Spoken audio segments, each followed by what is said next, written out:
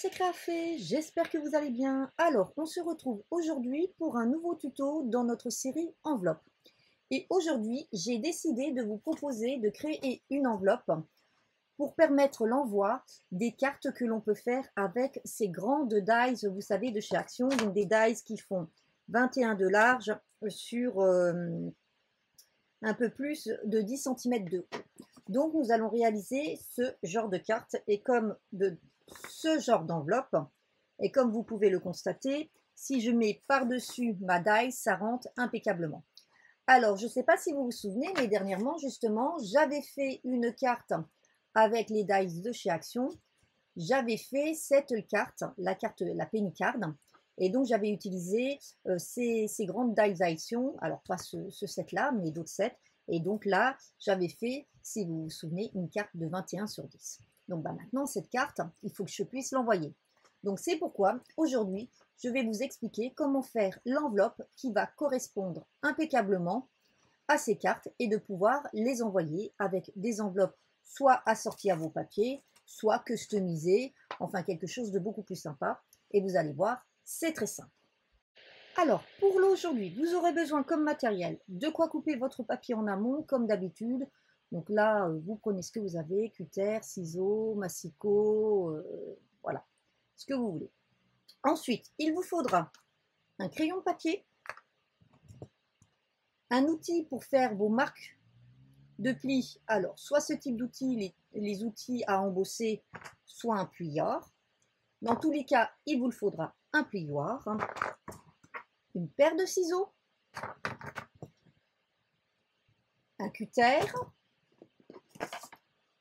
une règle et de la colle. Pour les fournitures, il vous faudra uniquement un carré de 25,7 cm. Voilà. Donc maintenant, nous allons commencer par la première partie.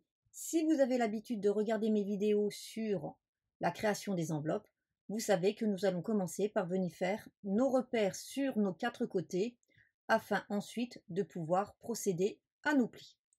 Donc nous allons commencer par le premier côté en faisant un premier repère à 15 cm et un second à 17 cm.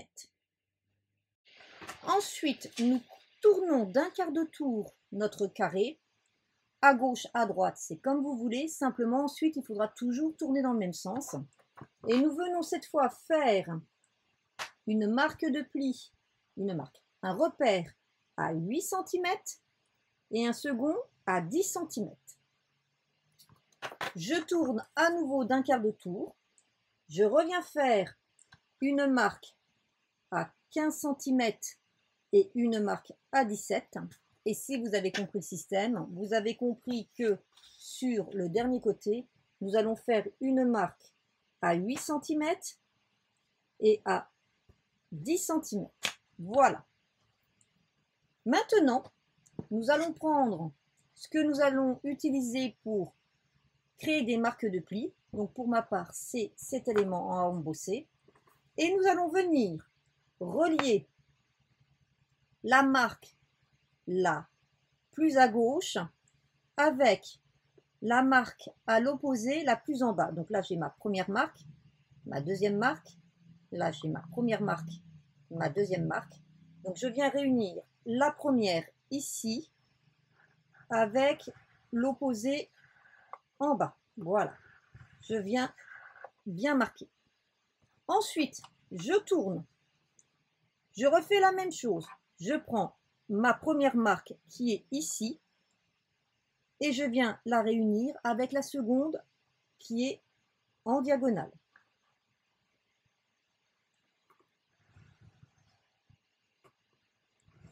Et vous voyez, le système est simple. Je refais la même chose. Après, je viens faire la première avec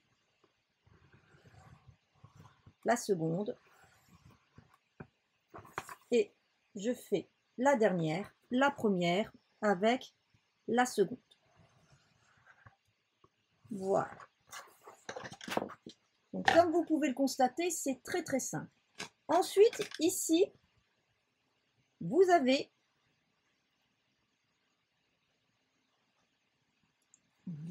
des petits triangles qui se sont formés.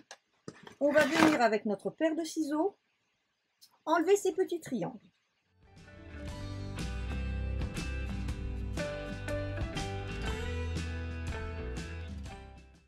Voilà, maintenant que ceci est fait, je vais pouvoir prendre mon plioir et venir écraser mes plis.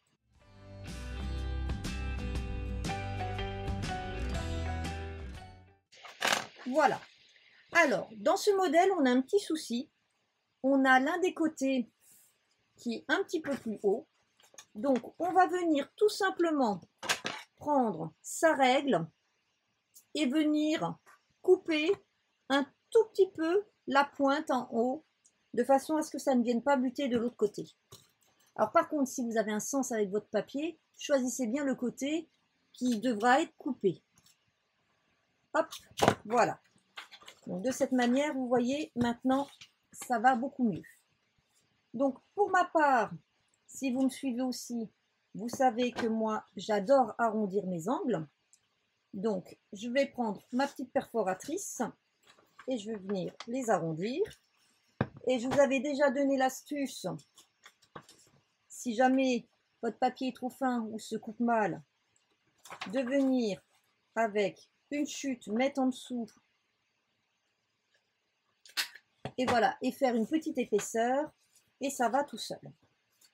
Donc par contre, ici, on ne viendra pas arrondir comme on fait d'habitude avec une enveloppe, ce n'est pas possible, puisque nous n'avons plus de pointe.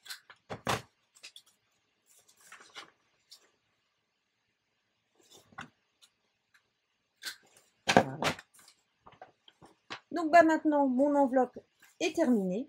Il ne me reste plus qu'à venir coller mes côtés. Donc vous voyez, c'est très rapide, très simple et ça ne nécessite pas beaucoup de matériel.